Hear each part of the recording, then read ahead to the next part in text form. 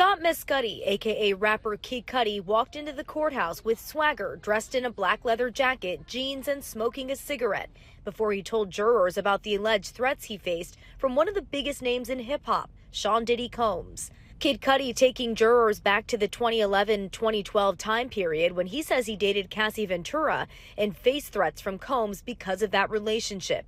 He says his assistant alerted him that Combs was in his home, testifying that when he raced back, Combs was gone, but things were tampered with and his dog was locked in the bathroom. Kid Cudi says another time his car was set on fire with a Molotov cocktail as it sat in his Los Angeles driveway, the jury seeing photos of the burned Porsche. Cudi testifying he met up with Combs at private social club Soho House in LA a few days later because he thought he was responsible and thought, quote, this is getting out of hand. Laughter heard in the courtroom when Cudi told jurors Combs looked like, quote, a Marvel supervillain with his hands behind his back, looking out the window. He says when he asked Combs, what about my car, he allegedly said with a cold stare, I don't know what you're talking about.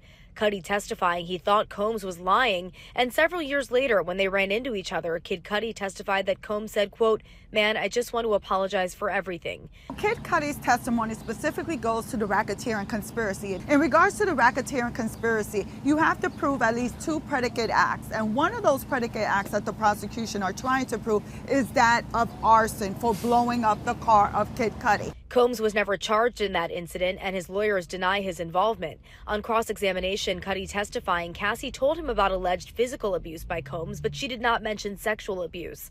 Defense attorney Brian Steele saying both Cudi and Combs were played by the same woman, and Cudi replied, yeah. Now, court will be dark on Friday and Monday, so jurors will have a break from testimony for the holiday weekend. Rena Roy, ABC News, New York.